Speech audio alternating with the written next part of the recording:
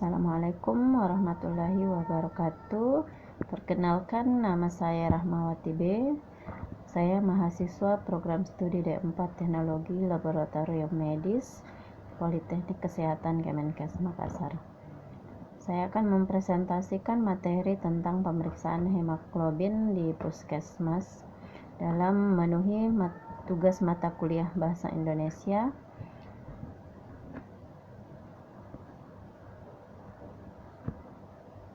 Pemeriksaan hemoglobin merupakan pemeriksaan laboratorium dasar di Puskesmas. Pemeriksaan hemoglobin dilakukan di Puskesmas untuk menilai kadar Hb dalam darah. Pemeriksaan Hb penting dalam mendeteksi anemia, status gizi, dan pemantauan kesehatan ibu hamil.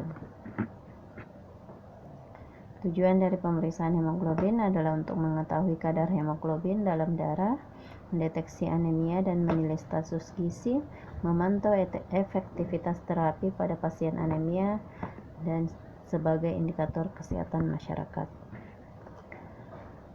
Prinsip pemeriksaan Hb adalah reaksi kimia antara darah dan reagen yang menghasilkan kompleks warna.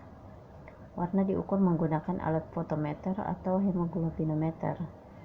Intensitas warna yang terbentuk sebanding dengan kadar Hb dalam darah. Metode pemeriksaan yang digunakan di Puskesmas ada beberapa. Yang pertama, metode Sahli, membandingkan warna asam hematin dengan standar. Yang kedua, metode cyan-met hemoglobin, yaitu yang diukur dengan menggunakan spektrofotometer.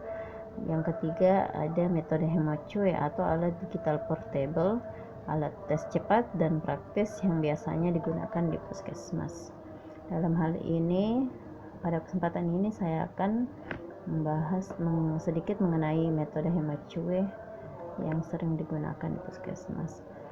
Untuk alat dan bahan antara lain mikropipet atau papiller heparin, ada lancet steril dan kapas alkohol, reagen Drapkin atau HemoCue cuvette dalam hal ini, alat HemoCue, kemudian sampel darah kapiler. Langkah pemeriksaan metode HemoCue yang pertama yaitu cuci tangan dan gunakan APD, alat pelindung diri. Kemudian ambil darah kapiler dari ujung jari menggunakan lancet dan kapas alkohol. Kemudian isi cuvette dengan darah hingga penuh tanpa gelembung. Lalu masukkan cuvette ke alat HemoCue dan hasil akan keluar.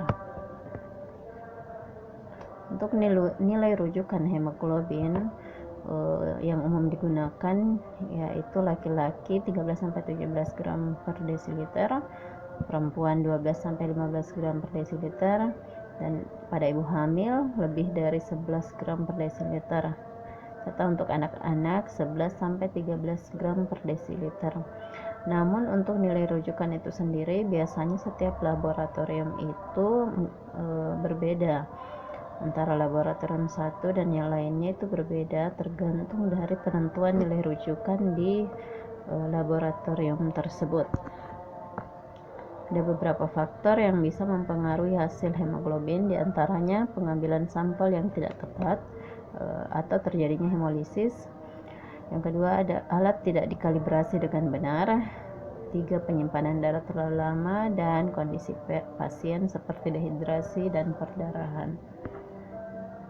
Untuk interpretasi hasil, nilai hemoglobin yang di bawah nilai normal bisa dikatakan anemia, sedangkan nilai hemoglobin yang di atas nilai normal dikatakan polisitemia. Untuk konfirmasi hasil pemeriksaan Hb biasanya dilakukan dengan pemeriksaan hematologi yang lain seperti pemeriksaan hematokrit dan indeks eritrosit. Peran Puskesmas dalam pemeriksaan Hb ini yakni melalui screening anemia pada ibu hamil, anak sekolah, dan masyarakat umum.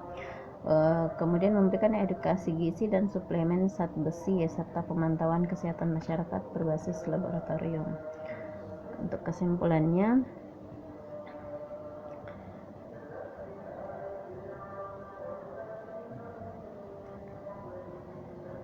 Pemeriksaan HB adalah pemeriksaan sederhana namun penting untuk deteksi dini anemia dan perencanaan tindak lanjut kesehatan. Demikian materi yang saya bawakan. Assalamualaikum warahmatullahi wabarakatuh.